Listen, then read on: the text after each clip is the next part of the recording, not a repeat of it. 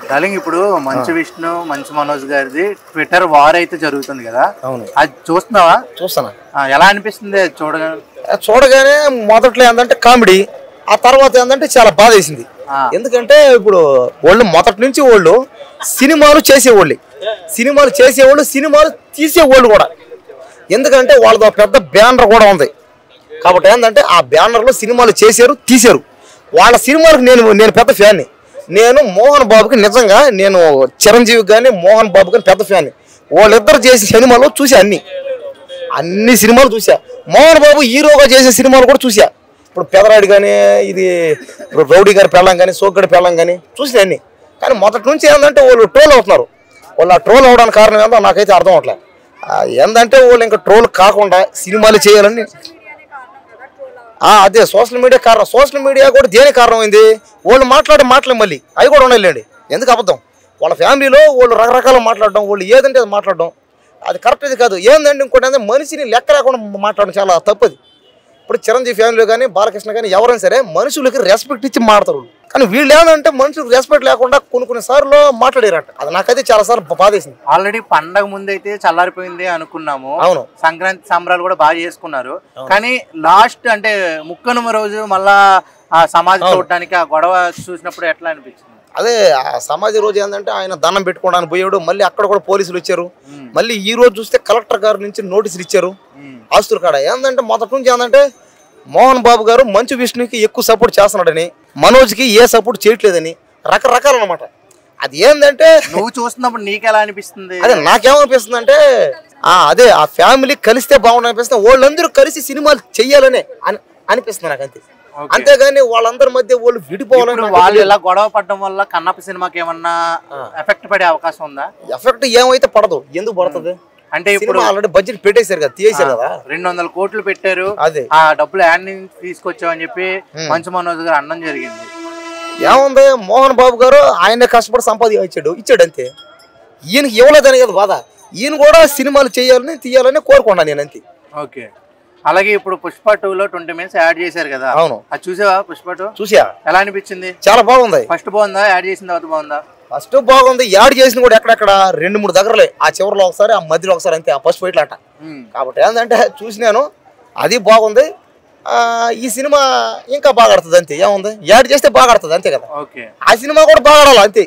Pushpa cinema బాగా ఆడాలా, game changer బాగా ఆడాలా, డాకు మహారాజ్ బాగా ఆడాలా, సంక్రాంతికి వస్తున్న సినిమా అది బాగా ఆడాలా. అన్ని సినిమాలు బాగా ఆడాలి. అందరు హీరోలు బతకాల, అందరూ బాగుండాలి, మనం దాంట్లో అది అందరూ బాగుండాలి. నువ్వు బాగుండాలా, నేను బాగుండాలి. అదే అదే మన ఇద్దరు నువ్వు కాదంటావు. అందుకే సంక్రాంతి 3 సినిమాలు వచ్చాయి. ఏ సినిమా చూసావు? ఎలా అనిపించింది అన్న? నేను సంక్రాంతికి వస్తున్న సినిమా చూసిన. పర్లేదన్న, బాగుంది సినిమా. బాగుందా? వెంకటేష్ గారి యాక్టింగ్ ఎలా ఉంది? పర్లేదన్న, బాగుంది. ఆయన అప్పుడు ఎలా యాక్టింగ్ చేస్తున్నాడు, ఇప్పుడు కూడా అలానే ఉన్నాడు అన్న. కానీ నేను మహేష్ బాబు ఫ్యాన్ అన్న. మహేష్ బాబు గారు ఫ్యాన్ అంటే టాటూ కూడా వేయించుకున్నా. ఓయ్ సూపర్. నేను 1 రూపీ కాయినా 2002 కాయిన్ పైన ఉండే అన్న. పుట్టిన డేట్ 2003 అన్న. ఓకే. మరి అదే వేయించుకో. అంటే కాయిన్ పైన అదే ఉంది అక్కడ. కాయిన్ పైన అదే ఉంది అని నేను అదే ఇస్తాను. మహేష్ బాబు పెద్ద ఫ్యాన్ అన్న. ఓకే.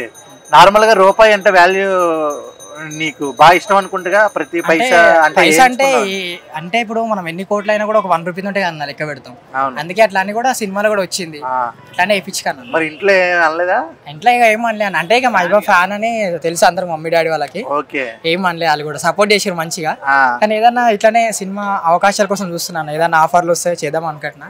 కానీ అవకాశాలు ఏమి వస్తలే. మరి నార్మల్ గా ఫ్యాన్ అంటే మహేష్ బాబు గారి పేరు ఏదో వేసుకోవచ్చు. కానీ ఆయన చేసిన సినిమాల్లో ఆయన ఎక్కడైతే ఎంచుకున్నాడో అది వేయించుకోవడం అదొక వెరైటీ. అవునన్న. అంటే ఇప్పుడు చాలా మంది చేతుల మీద ఆడ వేసుకోవడం కామన్ కదా.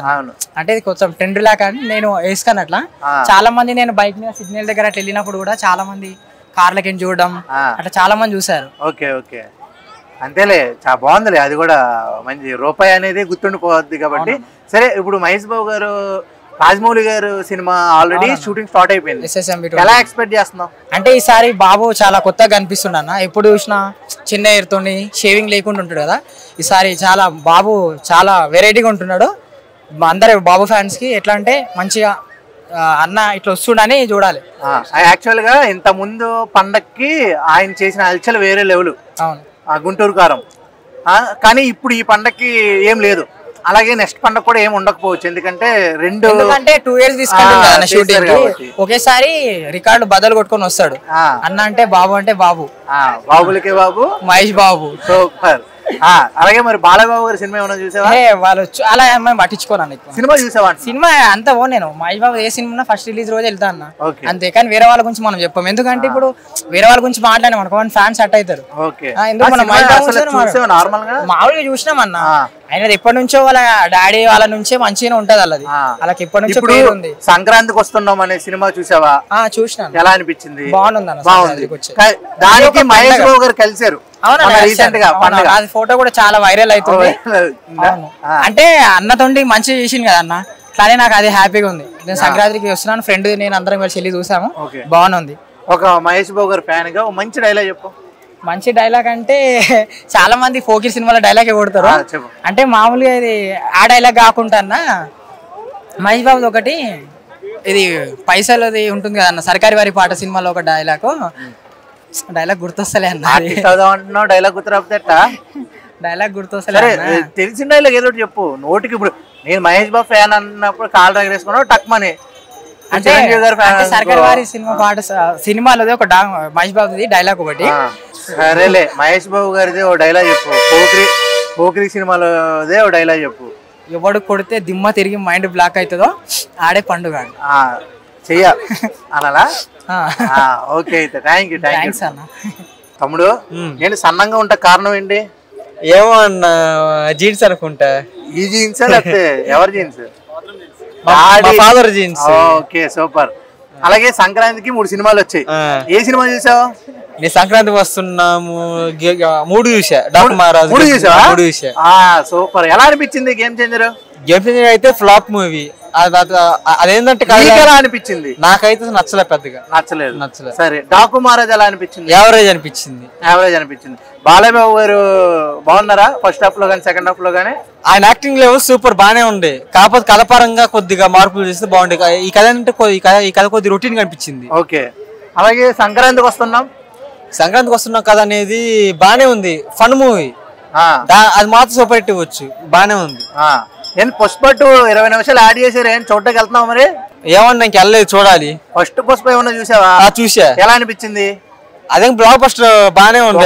పండగ వచ్చుంటే ఎలా ఉన్నాయి ఈ 3 సినిమాలతో పాటు? అప్పుడేంటే ఈ 3 సినిమా ఫ్లాప్ అయిపోయింది, దెబ్బకి పుష్ప 2 బ్లాక్ బస్టర్ అయిపోయింది. అవునా? వాస్తవం మాట అదే. ఓకే.